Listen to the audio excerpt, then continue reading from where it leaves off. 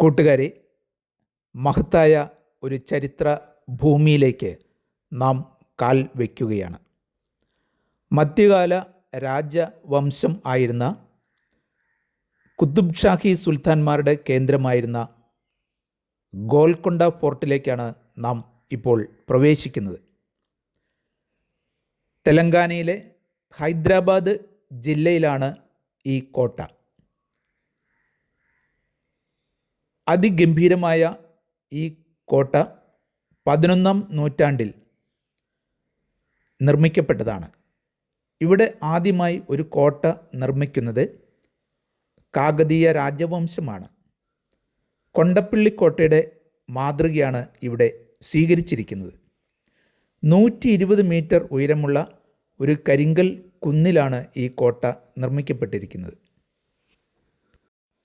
റാണി രുദ്രാമദേവിയും അദ്ദേഹത്തിൻ്റെ പിൻഗാമിയായ പ്രതാപരുദ്രയും ഈ കോട്ടയുടെ നിർമ്മാണത്തിൽ നിർണായക പങ്കുവഹിച്ചു.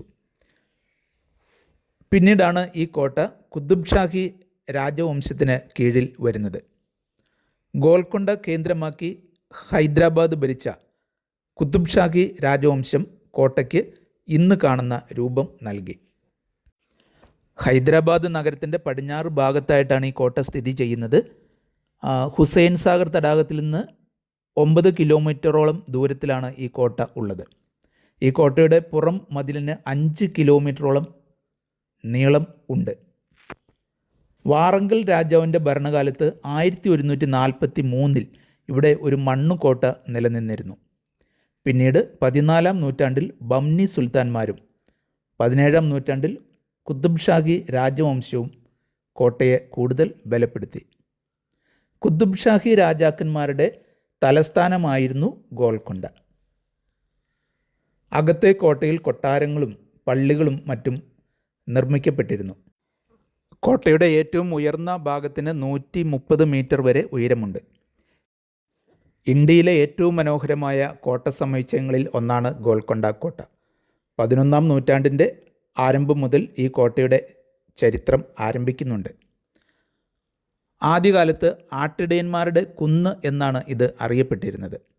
ഈ പാറക്കെട്ടിൽ ഒരു ഇടയ ബാലൻ ഒരു വിഗ്രഹം കാണുകയും ആ വിവരം അക്കാലത്ത് ഭരിച്ചിരുന്ന കാകതീയ രാജാവിനെ അറിയിക്കുകയും ചെയ്തു അത്രേ. രാജാവ് ഈ പുണ്യസ്ഥലത്തിന് ചുറ്റും ഒരു മണ്ണുകോട്ട അന്ന് സ്ഥാപിച്ചു. 200 വർഷങ്ങൾ കഴിഞ്ഞപ്പോൾ കാകതീയ രാജവംശത്തിൽ നിന്ന് ബംനി ഭരണാധികാരികൾ കോട്ട പിടിച്ചെടുത്തു. പിന്നീട് കുത്തുബ് ഷാഹി രാജവംശം ഇത് കൈക്കലാക്കുകയും 5 കിലോമീറ്റർ വ്യാപിച്ചു കിടക്കുന്ന കരിങ്കൽ കോട്ടയാക്കി മാറ്റുകയും ചെയ്തു. നിരവധി ധീര പോരാട്ടങ്ങളുടെയും ചരിത്ര സംഭവങ്ങളുടെയും മൂകസാക്ഷിയാണ് ഇന്ന് ഈ കോട്ട. 1687 മുഗൾ ചക്രവർത്തിയായ ഔറംഗസീബ് ഗോൽക്കൊണ്ട കീഴടക്കിയതോടെ കുത്തുബ് ഷാഹികളുടെ ഭരണം ഇവിടെ അവസാനിച്ചു. ഔറംഗസീബ് ഈ കോട്ടയെ തകർത്ത് കളഞ്ഞു. അങ്ങനെ തകർന്ന കോട്ടയുടെ അവശിഷ്ടങ്ങൾ മാത്രമാണ് ഇന്ന് നാം കാണുന്നത്. പെട്ടെന്നൊന്നും കീഴടക്കുവാൻ കഴിയാത്ത വിധം ഗോൽക്കൊണ്ട കോട്ടയെ അജയ്യമായിട്ടാണ് നിർമ്മിച്ചിരുന്നത്. 9 മാസക്കാലത്തോളം ഔറംഗസീബിൻ്റെ സൈന്യം ഈ കോട്ടയുടെ പുറത്ത് തമ്പടിച്ചിരുന്നു അത്രേ. എന്നിട്ടും ഇത് പിടിച്ചെടുക്കുവാൻ അവർക്ക് കഴിഞ്ഞില്ല. അവസാനം കോട്ടയ്ക്കുള്ളിലെ ഒരു രാജ്യദ്രോഹിയായ ഭടൻ്റെ സഹായത്തോടു കൂടി രഹസ്യ വിവരങ്ങൾ ചോർത്തിയതിന് ശേഷമാണ് കോട്ട കീഴടക്കുവാൻ അവർക്ക് കഴിഞ്ഞത്.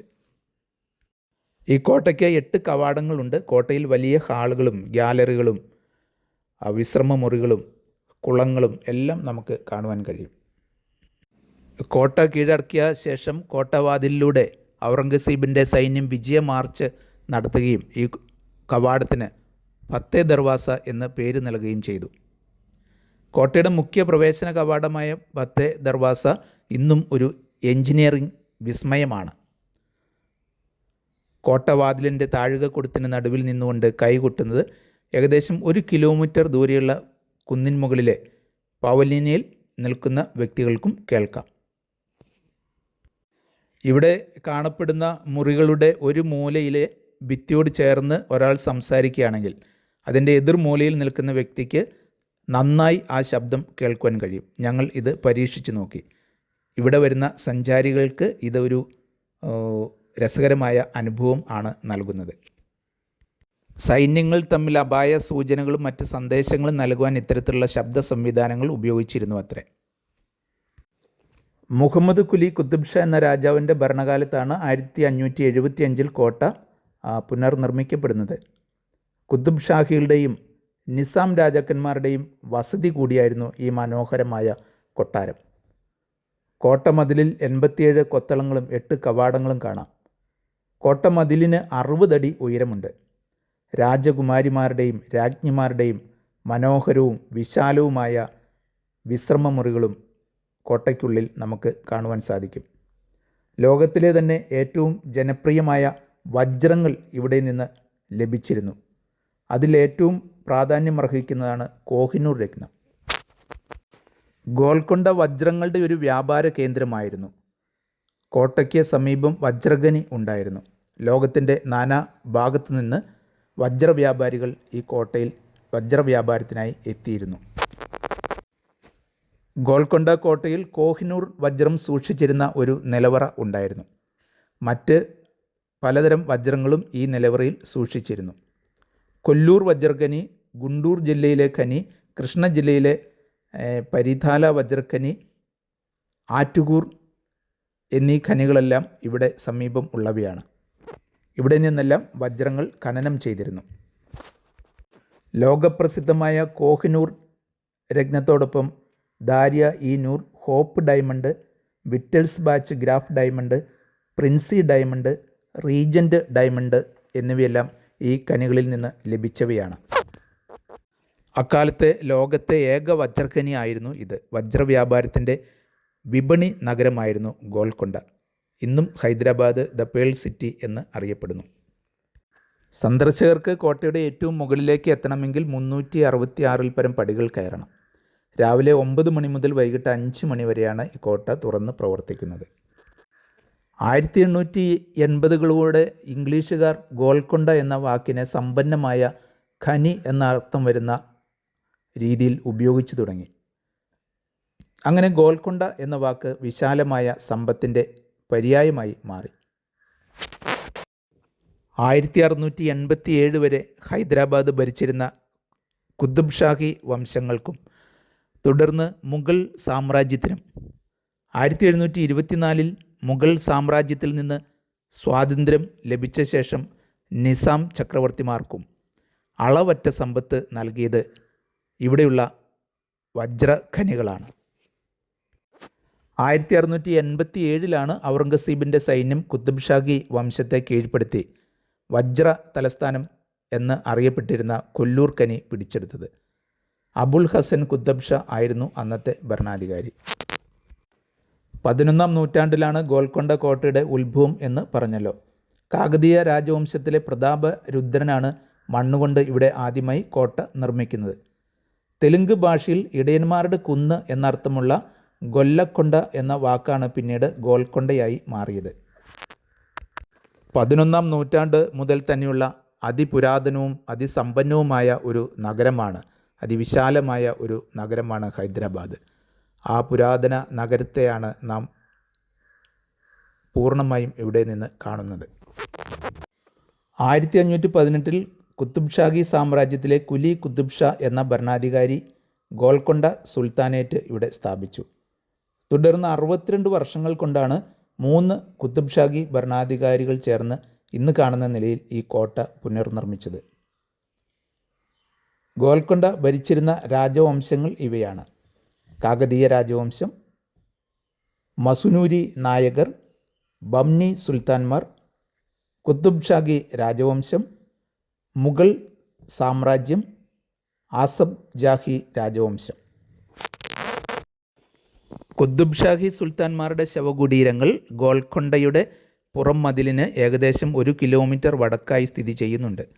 ഇതിന് ചുറ്റും മനോഹരമായ പൂന്തോട്ടങ്ങൾ ആണ് ക്രമീകരിച്ചിരിക്കുന്നത്. ഈ കോട്ടയ്ക്കുള്ളിൽ എല്ലാ കാലത്തും സുലഭമായി ജലം ലഭിക്കുന്നതിനുള്ള പ്രത്യേക സംവിധാനങ്ങൾ ചെയ്തിട്ടുണ്ടായിരുന്നു. ചൂടുവെള്ളവും തണുത്ത ജലവും ഒക്കെ ലഭിക്കുന്ന കുളങ്ങൾ, രാജ കുടുംബാംഗങ്ങൾക്കും രാജാവിനും ഒക്കെ കുളിക്കുന്നതിനുള്ള കുളങ്ങൾ, മഴവെള്ള സംഭരണികൾ, എല്ലാം ഇവിടെ സ്ഥാപിച്ചിട്ടുണ്ട്. രാജകുടുംബാംഗങ്ങളുടെ വസതികൾ, രാജകുടുംബാംഗങ്ങളുടെ കുതിരകൾക്കുള്ള ലയങ്ങൾ, അടുക്കളകൾ, ഭക്ഷണ ഹാളുകൾ തുടങ്ങി നിരവധി സംവിധാനങ്ങൾ കൊണ്ട് അതിസമ്പന്നമായ മനോഹരമായ ഒരു കൊട്ടാരം തന്നെയായിരുന്നു ഇതിനുള്ളിൽ ഉണ്ടായിരുന്നത്. ഇവിടെയെല്ലാം നാം കാണുന്നത് ഓഫീസുകളും പരിചാരകന്മാരുടെ മുറികളും മറ്റുമാണ്. പൂർണ്ണമായും കരിങ്കല്ലുകൾ കൊണ്ടാണ് ഇന്ന് കോട്ട നിർമ്മിച്ചിരിക്കുന്നത്. രാജാവിന് വിശ്രമവേളകൾ ചിലവഴിക്കുന്നതിനുള്ള ഉദ്യാനങ്ങളും കാഴ്ചകൾ കാണുന്നതിനുള്ള ഗ്യാലറികളും മറ്റും ഇവിടെ നിർമ്മിക്കപ്പെട്ടിരുന്നു. ചെറിയൊരു മഴ നനഞ്ഞുകൊണ്ടാണ് ഞങ്ങൾ അതിവിശാലമായ അതിമനോഹരമായ വിസ്മയം നിറഞ്ഞ ഈ കോട്ട മുഴുവൻ കണ്ടു തീർത്ത് ഞങ്ങളുടെ കൂട്ടുകാരെല്ലാം പുറത്തെത്തിക്കഴിഞ്ഞു. പ്രിയ കൂട്ടുകാരെ, നമ്മളുടെ ടൂറ് ഇവിടെ പൂർത്തിയാവുകയാണ്. 3 ദിവസത്തെ ടൂറ്. ഒന്നാമത്തെ ദിവസം നമ്മൾ ബിർള മന്ദിർ അങ്ങനെയുള്ള സ്ഥലങ്ങളൊക്കെയാണ് കണ്ടത്. സിറ്റി ടൂറായിരുന്നു. രണ്ടാമത്തെ ദിവസം രാമോജി ഫിലിം സിറ്റി ആയിരുന്നു ഫുൾ ഡേ ടൂറ്. ഇന്നാണെങ്കിൽ നമ്മൾ 5 ഡെസ്റ്റിനേഷൻസ് കണ്ടിട്ടുണ്ട്. ചാർമിനാർ, ചൗമഹല്ല പാലസ്, മക്ക മസ്ജിദ് അങ്ങനെ തുടങ്ങിയിട്ട് പിന്നെ ഗോൽക്കൊണ്ട ഫോർട്ടിൽ എത്തി നിൽക്കുകയാണ്. സലർജംഗ് മ്യൂസിയം ഇതിനിടയിൽ കണ്ടു. എങ്ങനെയുണ്ടായിരുന്നു മൊത്തത്തിൽ ടൂറിൻ്റെ അനുഭവം? ഓക്കെ. മറ്റേ ഭക്ഷണം,